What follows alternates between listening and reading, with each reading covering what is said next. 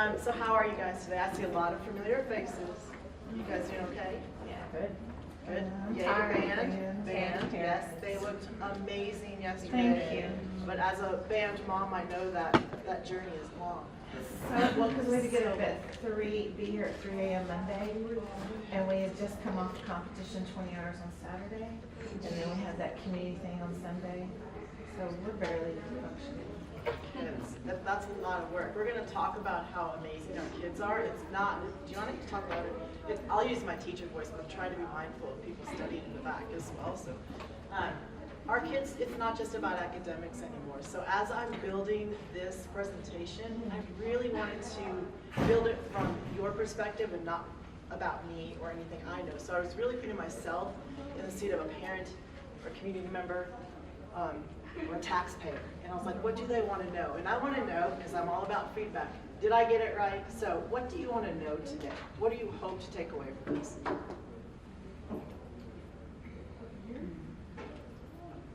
I have good wait time too. I would love to know what creative students in the programs there are out there. You know, especially as we're getting to the high school level, younger elementary, middle school parents, you know, the more you can surround yourself by experienced seasoned parents, we just gathering the information. Perfect. I love that. I am a parent of graduates, so I take things like that for granted, knowing that I knew a little bit behind the curtain. But being here, there's so many opportunities for kids, and we want to make parents aware of what those opportunities are so you can help your student guide that learning. I guess for me, I see the student-centered stuff in a lot of the electives, at least as far as what kids are passionate about, and I'm wondering how that overlaps with core, if it overlaps with core, what are y'all doing in that area? Perfect. So far, I'm kind of hitting the nail on the head there with a few things. Anybody else want to add? I'd like to have some insight into the breadth and variety of what is offered to the kids. Perfect. You're going to get that too today. Go ahead. I'm just wondering about like striking the balance of our kids being able to use technology, but then stepping back from everything being so technology heavy and looking at screens. And I've really been happy with some of, I'm from Brewster and Sycamore Middle, about how we've had a little bit stronger cell phone policies put in place. So I've been really pleased with that. That it seems like we're kind of moving away from having our personal devices out all the time and having more face-to-face interactions. That's great. Yes, there's a lot of wonderings about that. We do have devices, computers or iPads if they're in the lower grades, but we don't need our phones. There is no need. I want everybody to hear it on camera. There is no need for a personal cell phone in the halls and walls of Dripping Springs ISD campuses. We don't need it for learning. We have computers. We're one-to-one, so we cover our bases. Today is exciting for me because it's one big show and tell, right? We get to show and tell about how wonderful our school district is. You all have been in school, yes, so you have this background knowledge. And this Taxpayer Tuesday is all about academics. So when you come to Taxpayer Tuesday, you're probably learning a lot about finance or bonds or the way the taxes, so you don't have a lot of necessarily background knowledge. With schools though, you're like, oh, I've been there, I know what they're talking about. So if I want this to be conversational, if there's something I say that doesn't sit right with you or you have a question about it, I want you to ask a question right then and there. I want this to be conversational. If we start to go over the time, I have 45 minutes. If we start to go over, I'm going to say we got to hold our questions till the end. There is a dedicated space and time for questions and answers, especially after our tour. Okay? So ask as we go through. Glad Holly's not here because she's going to say, where's your clicker? So here's kind of our agenda, what we're going to be looking at today. We have a full agenda, but this is basically the what and the why of the work of education, how we get the work done in education. We built this specifically for Dripping Springs ISD as a destination district, and we're going to highlight some things that maybe you know already, maybe you just need to be reinforced with your knowledge, but we're really excited about kind of walking you through different parts of this presentation. So, everything starts with the state of Texas. We are a public institution, so we have to follow the educational priorities. I put the educational priorities that we're going to touch on today There's other ones like teacher retention is not in here because I'm not talking about HR today, but they're in there. So first, academic achievement and accountability. That is measured through literally one tool the state uses, and that's called, anybody know? STAR, that's right. So the state evaluates most of the things I'm about to put out there in some way, form, or fashion. They take the STAR data and they slice and dice it a gajillion different ways to come up with different indicators.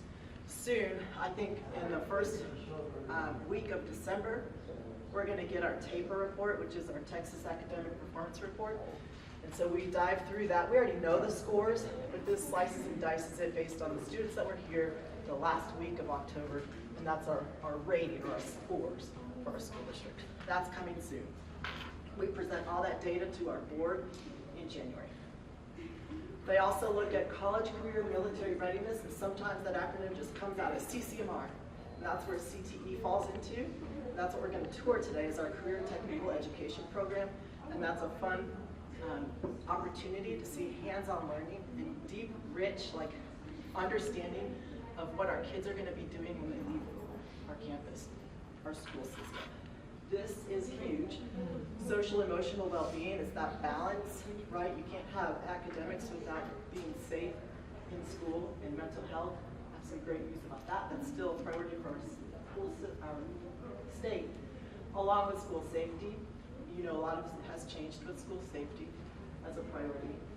Early childhood education and literacy, the House Bill 3 said that we have to monitor how our students are reading, how they're doing in reading and math at third grade level. So we have to report that to our board as well. We set priorities and set goals around that because they say that that will catapult them for greater success.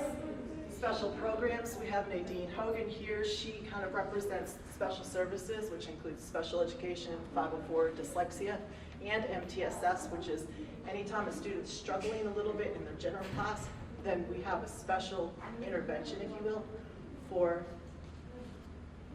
students that might need extra support. And then, of course, parental and community engagement is vital and very important to the success of all of our students. So this is the what. If you have your phones, no, we don't do this in class, I hope. But if you have your phones, you can get right to the link for the Texas Essential Knowledge and Skills. This is what the state of Texas says. This is what you will teach. And if you can see, there are chapters on the right-hand side.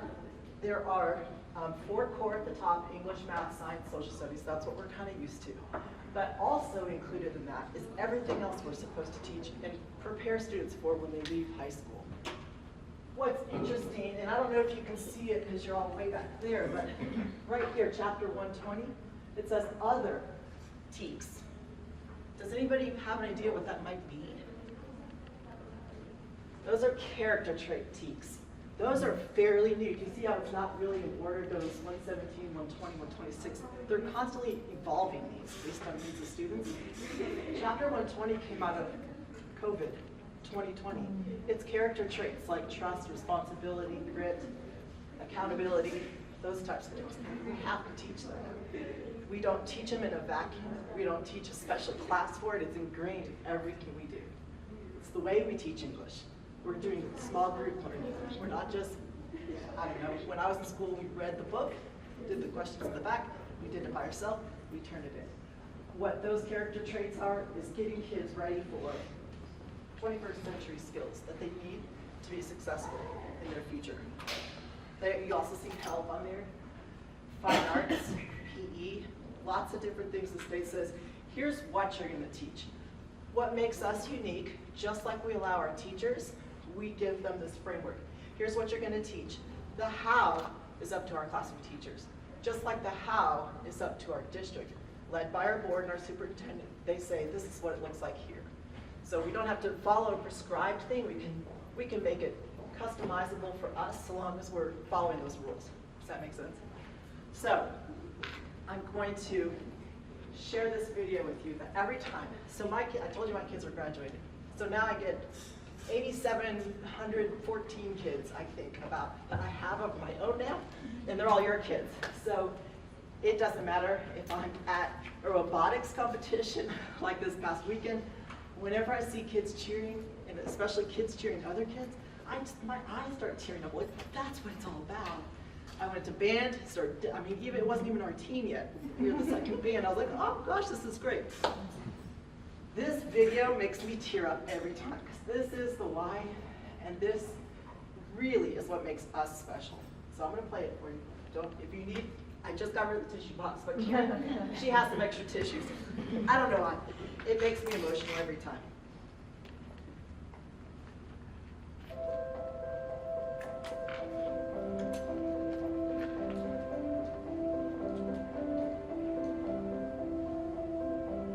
The heart of a community is often its school district, and the school can become the foundation of its future.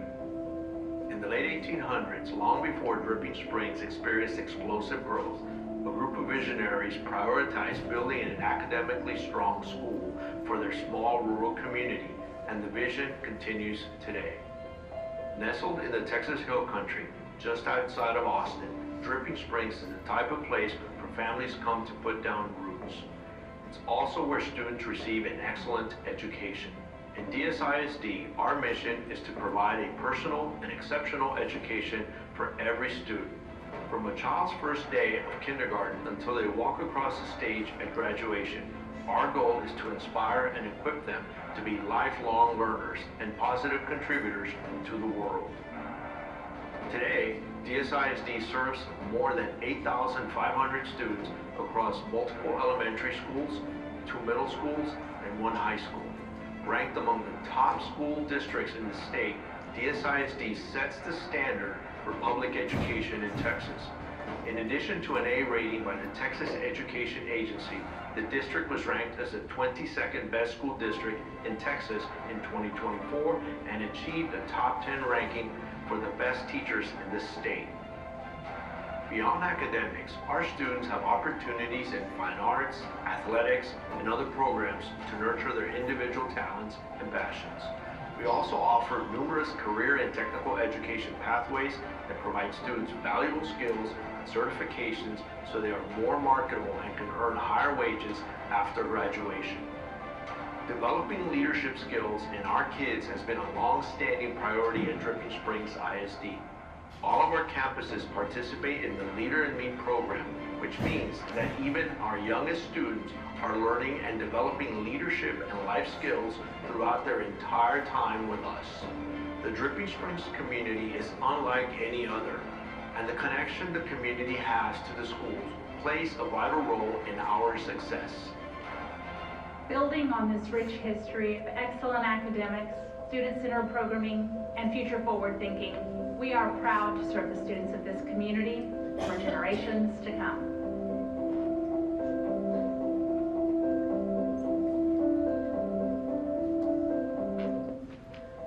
And now you know why we are a destination district, because now I can't get that bar off, so 1 second. People want to be here for our academics and our student supports that we have. That video, did it move you? It connects you a little bit, right? How many of you still have kids in the district that are going currently? How many of you had kids graduate in the district? A lot of you. And the other people that didn't raise a hand, thank you for supporting our community by being here today and supporting our kids. So if I look at this vision and this mission that was built by our board, I don't know how many years ago, way before I even got here, right? The whole vision is to inspire and equip students to be lifelong learners. That doesn't just happen because of one teacher or one class. It is a whole organization or whole system of learning and growing kids. But that mission, we talk about this in our leadership with principals, that mission of personalizing learning and also making an exceptional learning experience for every single kid a priority in everything we do. So the way we make decisions isn't what some districts do. Some districts, I might have experience in that too, make districts on what's cheapest, what's best for the adult, and then maybe they'll think about the kid. We have flipped that on its head, and we do what's best for the student, and then how do we make it work so that student gets those rich experiences they need to be successful. So we truly live this mission in everything we do in the organization. So we know the what. Here's some factors that influence student learning and kind of the order that I'm gonna talk about them. The social emotional well-being and growth mindset is vital to every student. We have to have strong student-teacher relationships in our systems. Does anybody know who John Hattie is? He's an educational researcher guru who's done meta-analysis on how to impact learning in the classroom to help students grow over a year, in a year's time. And he said teacher efficacy is your #1 factor to enhance student learning. And what that means is the belief that you can support a student's learning and the belief of a student that can learn. It's all about that. It's not how smart they are. It's not where they come from. It's I believe in you. And we have such amazing educators that live this every day as well. Student-centered approaches, that's why putting the student in the center of everything we do and say is important. We have to have an engaging and relevant curriculum. If I was going to, if I had my phone, oh, I was supposed to be talking to myself. Oh, I forgot to tell myself. Somebody tell me when it's, what, 10, 15. If I was gonna take a selfie of us, and I go, hey, let's all, and I put it up on the screen, what's the first thing you're gonna do? Zoom in on this one. Yes. Our kids do the same thing in our curriculum. They want to know how they fit into it. They do the same thing. So that relevant, engaging curriculum has to support that student, where they come from, their background. Feedback is vital. This isn't just for the student. It's also improves instruction from the principal to the teacher, from the teacher to the student to the parent, vice versa. It's like a big circle flow of feedback. And access to resource and technology, but in a balance, right? We don't want to tip it where we're making students, trying to give them 21st century skills and leaning too heavily on technology. We still have to have communication, we still have to collaborate, we still have to come together to solve problems. We have to have clear learning goals and expectations. That's a must. Students need to know where they're going in their learning. How many times did you walk into a class, sit down, and they say, okay, take out your math book, open up to page 25. I want you to do numbers 25 through 50, and then turn that in. You don't talk about what you're going to learn. You just start doing that. But if you have the context of, I'm learning this, and here's why, and if I get stuck, here's what I need to do, right? Really concreting your understanding in your background knowledge, we call it schema, so you can pull up in your brain what you already know about something and where your gaps might be. Helps you grow as a learner. So sometimes when you're walking in classrooms, you might see the goal or the objective of the lesson up. That's really purposeful. Kids need to know. And then positive classroom management is very important. And then again, we can't get away from that parenting community involvement. So this is our end in mind, our portrait of a graduate. This also hasn't changed. This was in place before I came 5 years ago. And I think this is really important because when we plan learning experiences or lessons, we always look at what does the standard, the TEAC, look like at the end? What do students have to know and be able to do? And then we plan experiences backwards. We do the same thing with our graduate profile. When they leave in May and they're walking across the stage, this is what we want every student to have, and plus more, right? This is the foundation of it. In there, you see a lot of 21st century skills. You see one that talks about content, but it's mostly those character traits, 21st century skills. The things that are hard to judge or grab, right? So here's something interesting. In the video, you heard Mr. Rodriguez, Senor Rodriguez say that we're at the forefront, like the founding fathers of Dripping Springs had this vision for better school systems for our students. Even back then, they were ahead of the times. And even when the graduate profile was made, way before it's common, did you know that Dripping Springs was the first high school in Texas that, I have to read this too, so, had to, that implemented a portfolio assessment program, so every senior that graduates has to sit in front of a community member, a staff member, and then a parent, and present findings in the areas over different things.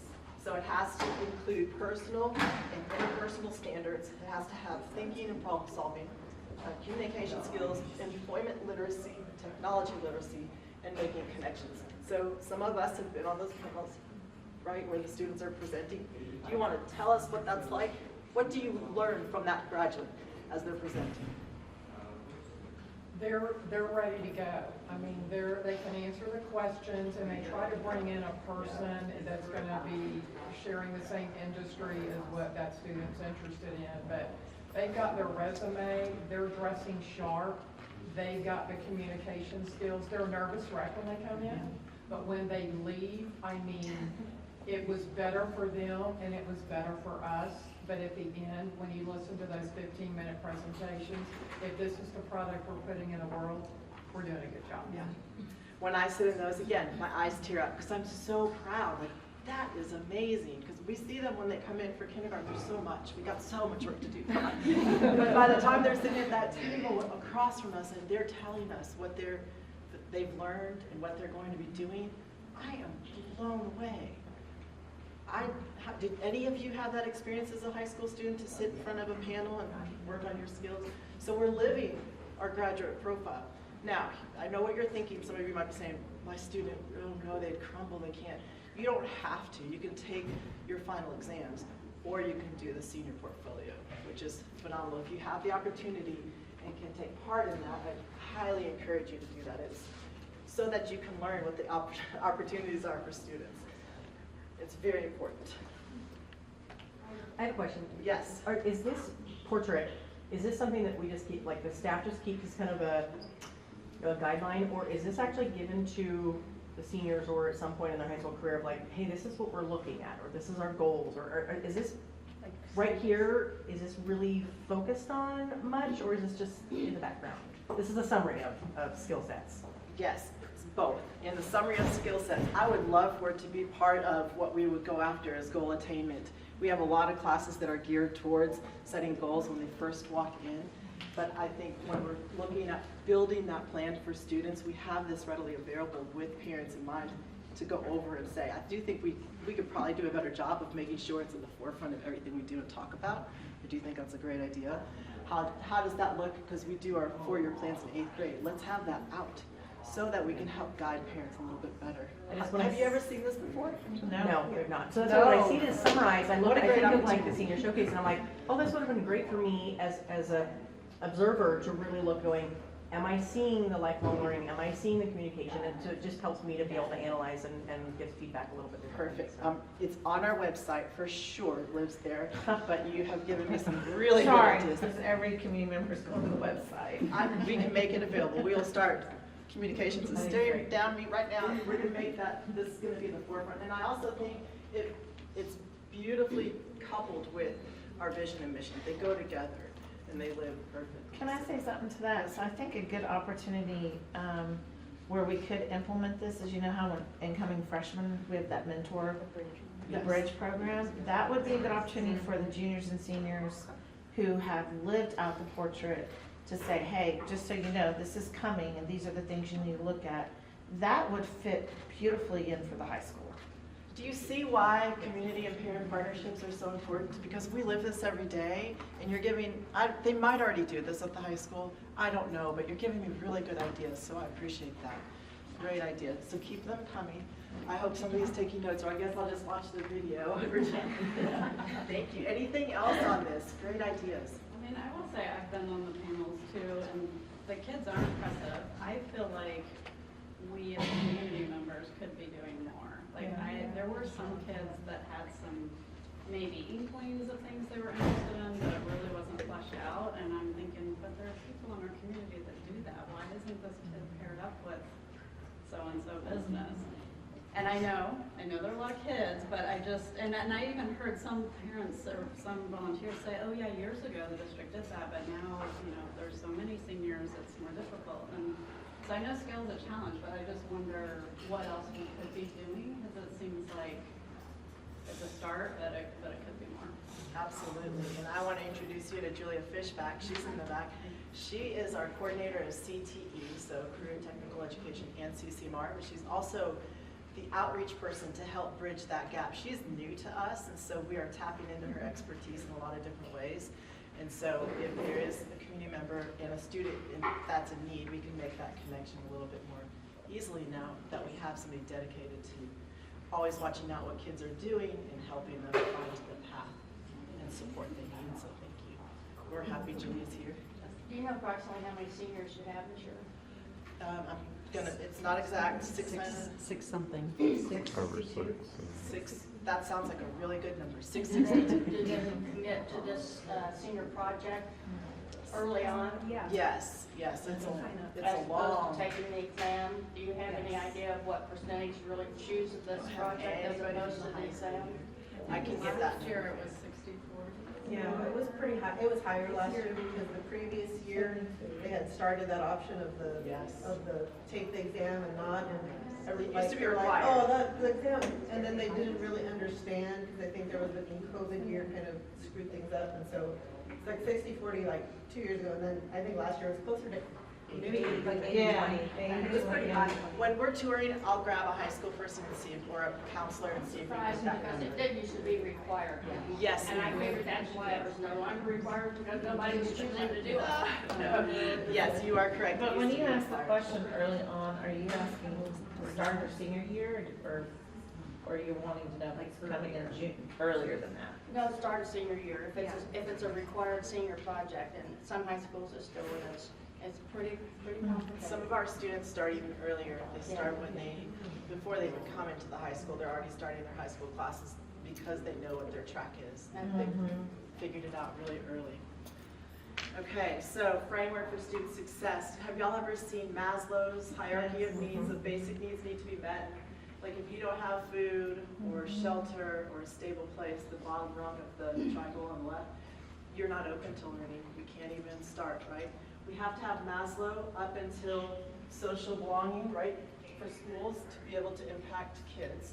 And so we have programs that if we do have families that are in crisis or trauma, that we have counseling support already available to support those families. And we have great community outreach as well to support students. But then also Bloom's taxonomy is what we use in education, where you want to be working at the create and evaluate level, but you have to build that scaffold up for students so that they're getting to that. There's another one on top of that called synthesis that isn't there, but that's where you get the portrait of a graduate realized, but you have to walk through the foundational learning to get to the higher levels of learning. I thought that was important because I don't want just to assume that we're all about, we can jump in right now and start teaching academics and everybody's on the same page. Kids come to us from all different needs, so we just have to make sure that we're adjusting to those needs.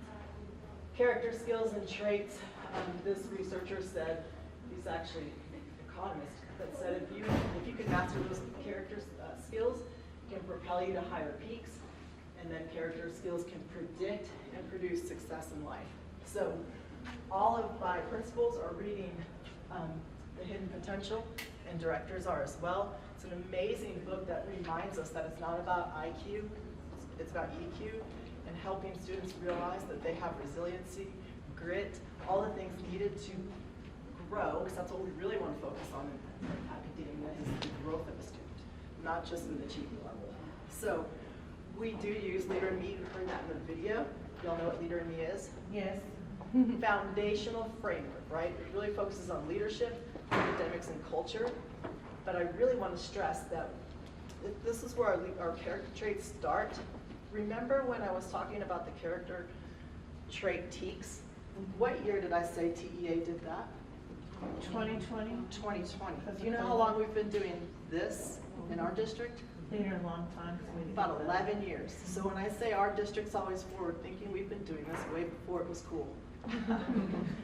We do. We are now pre-K-12 with Leader in Me. They call it LEAD at the secondary level because we really want to emphasize leadership for students. So look at this. Remember on Maslow's connection, belonging? So we take connection and leadership in our district, we marry them, and look at these numbers. So student lighthouse teams. Y'all know what those are. Those are students making decisions for their campuses. They're leading teachers in what they want to see in their school. It's their decision. We have 1,051 students in our district, K-12, that are doing leader lighthouse teams. That's pretty amazing. That means 1,000 kids' voices are being heard in how their school looks. Other districts aren't doing that like we are. And we've been doing it for a long time. Student-led clubs. That's really secondary. There are some in elementary, 114 different clubs. That's a lot of interest. Student-led, that means I'm not as the teacher telling you what club we should start. You're, as the student, telling you what club you want to start. So that's that personalized passion. We have PALS. Any students in PALS or receive support from PALS? Y'all know what that is? So we have our high school students and our middle school students sign up for this class called PALS, where they get to go down to either elementary, the school goes down to elementary, high school can choose middle school or elementary, and they support, like a peer mentor support for students. That's leadership. We have 150 kids doing that. We have Hope Squad, which is just at the high school, 27 kids that are literally infusing hope and kindness in the building, and that's in their class. They chose this. They want to make the school a better place. We also have 3 student groups at our secondary campus. Well, 4 actually. We have a superintendent advisory group that meets with our superintendent, and she gets really good information from them. She just walked in, so she can tell me what kind of information she gets. But also our 3 secondary campuses have principal advisory councils too, where the principal or the superintendent is sitting around the table like a cabinet with students.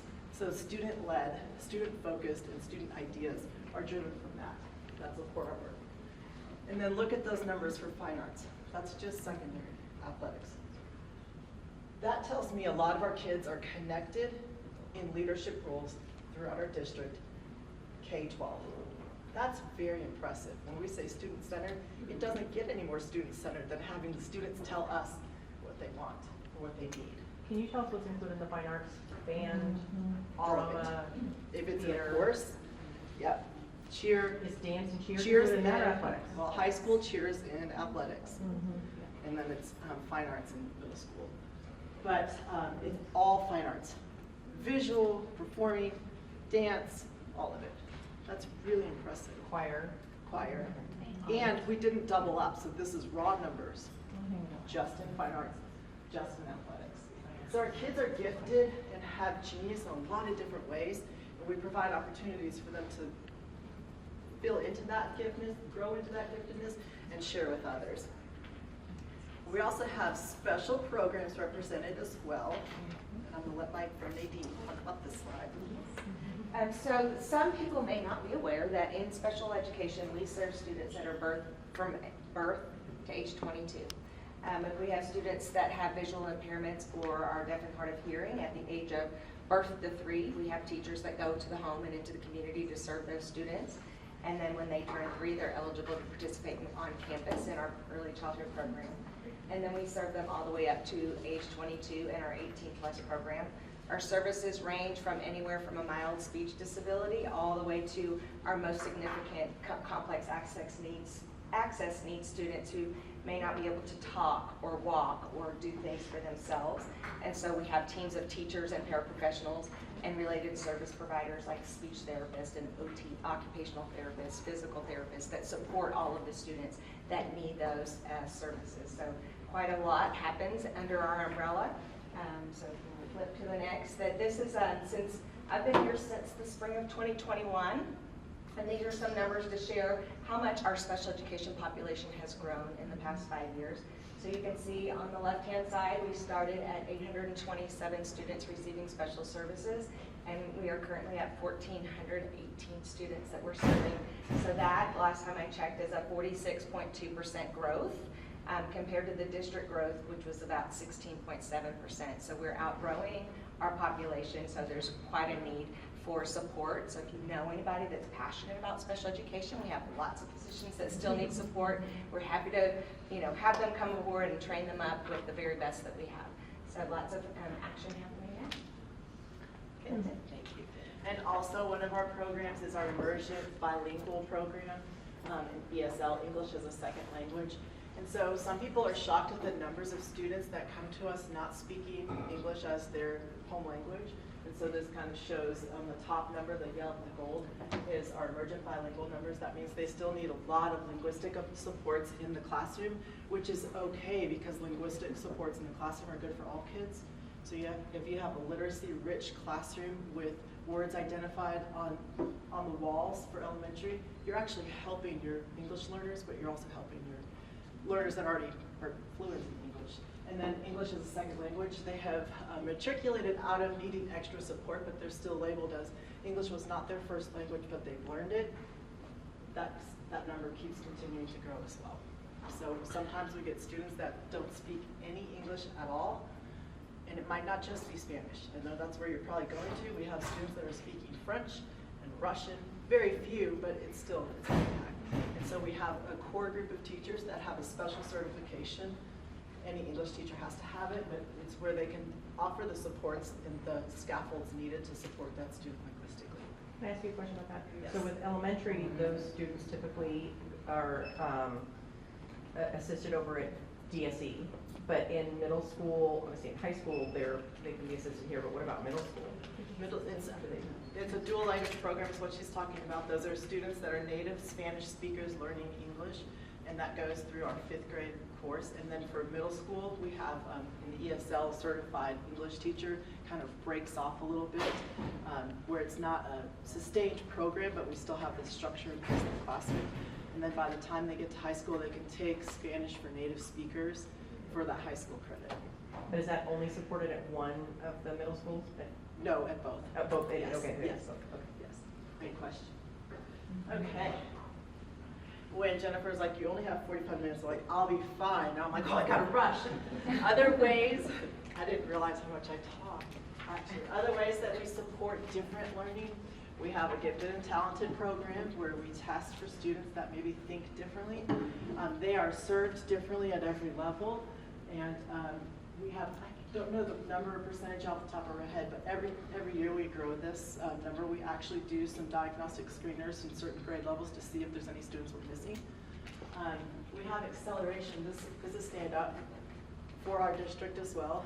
The state says that we can whole subject accelerate elementary students, meaning if you want your 2nd grader to be a 3rd grader, your 2nd grader is going to take a series of 4 tests in the 4 core, and if they pass with an 80% on every single test, then they can be a 3rd grader. There's a lot that goes into that with the social emotional, maturity thing, but that's what the state says. You know what we do in Dripping Springs that we've been doing for years? We do single subject acceleration. So maybe your student isn't gifted in social studies, but definitely math as a 2nd grader is an area that your son or daughter might have a gift. We allow a single subject, not required by the state, but again, student-centered programming. So if that's what meets your needs and your outcomes for your future, that you want to accelerate your math, we allow that. We say, yes, you still have to take a test. You still have to pass an 80 with an 80 or better, and you still have to have the social emotional wellness to take care of that. You're going to be a 3rd grader taking math. Is that always easy for our principals, scheduling wise? No, but we allow it because we are student-centered here. We also have compacted math. We've been doing compacted math before the state required it, just so you know. That's where you take 6th grade content, 7th grade content in math and just squish it together.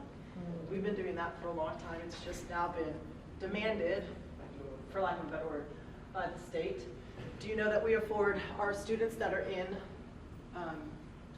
out of district sports opportunities for off-campus PE? Yeah. That's a lot of districts do, but they limit it to only a few. We'll let anybody, as long as they meet the criteria, sign up, apply, and go to the state. They say yes, and you get your club or group into that. And also we have what's called GAP.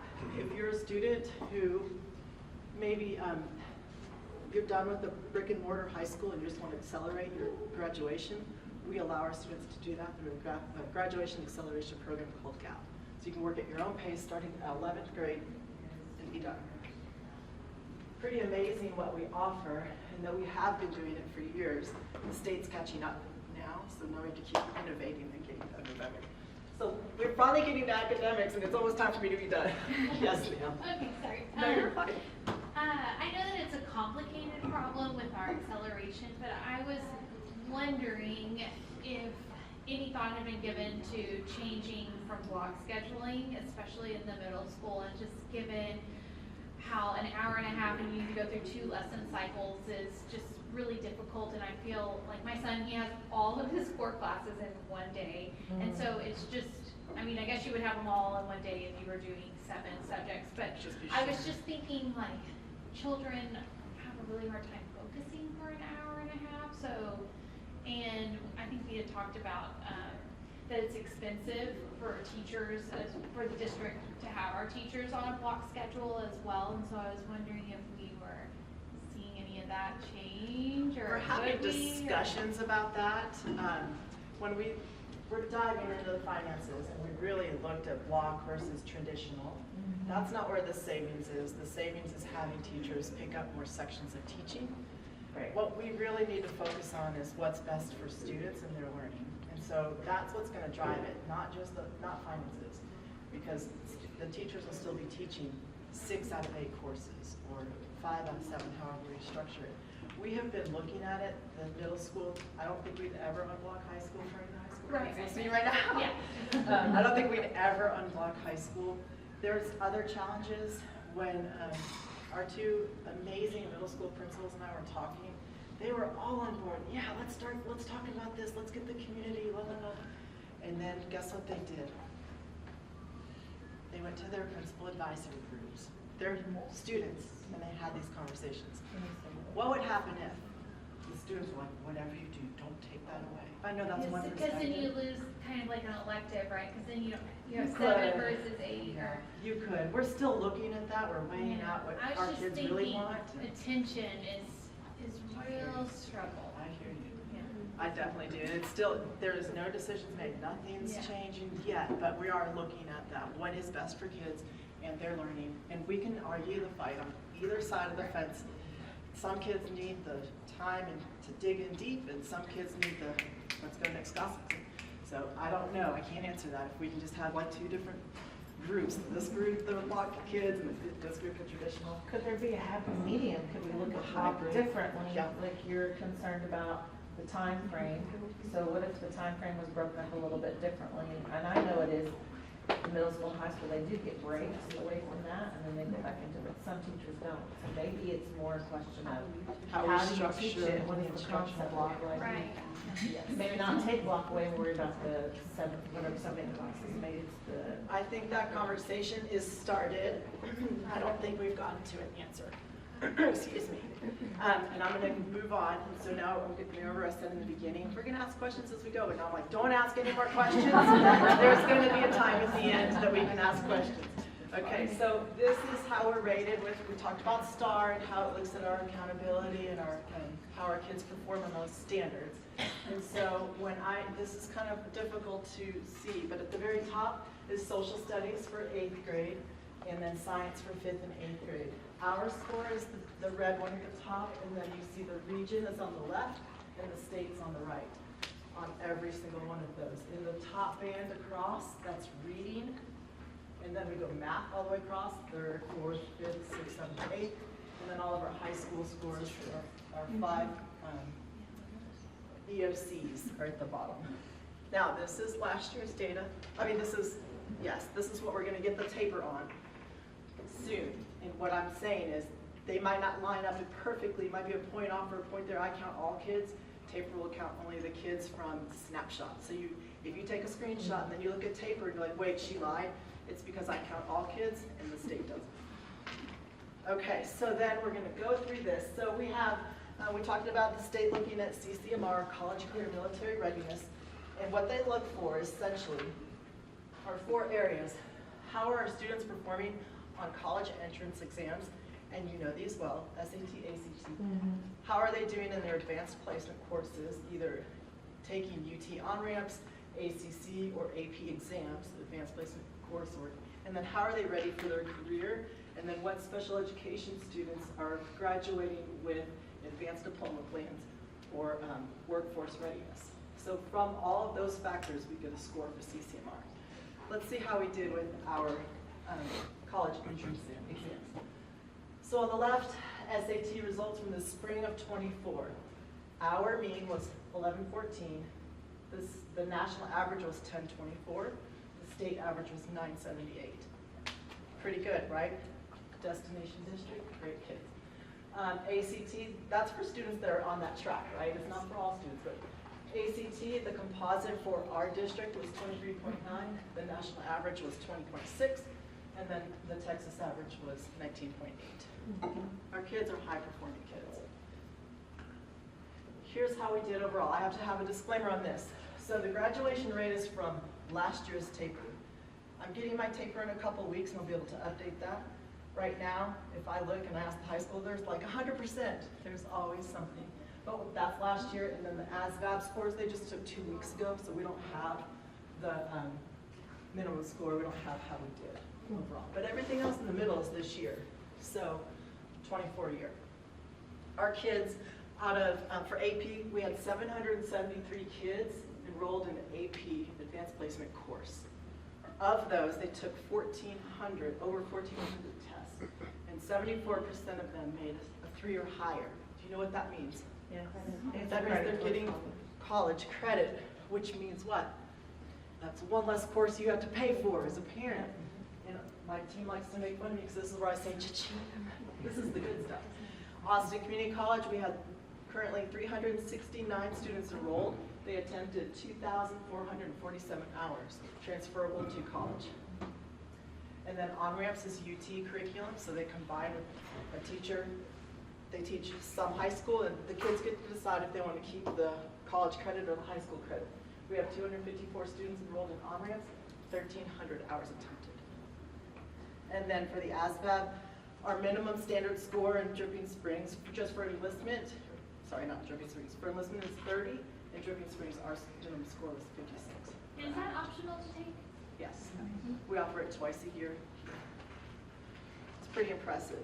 So now we're going to get into the meat, and then we're going to go on a tour. And this is all around college career, CTE, thank you, career technical education. So the state says our goal, strategic goal is we have to have 60% of our workforce, the ages of 25 to 34, will be either certified to do a skill or have a degree by the year 2030. We're already there in our district. We have far surpassed the state's average, if you will, between the kids that are getting certifications or the kids that are going to get a college degree. What we love about what we offer is for the small district that we have been for years, we've always had a very robust CTE offering. We have 10 career clusters that I'll show you on another slide. 17 programs of study, and then 21 concentrations. The concentration means that they're taking currently 2 or more. It's going to be 3 or more soon, right, in the same area of field.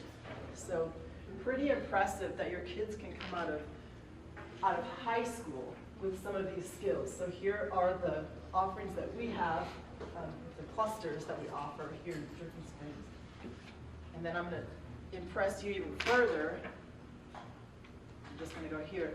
They can graduate high school with these certifications. Very impressive. You can graduate with a real estate license at 18. You can graduate with patient care tech. That means if you had to work in college, you don't have to work at a grocery store. Not that that's bad, but you could go into a field that you might be interested in working in the future, build that resume up with these certifications.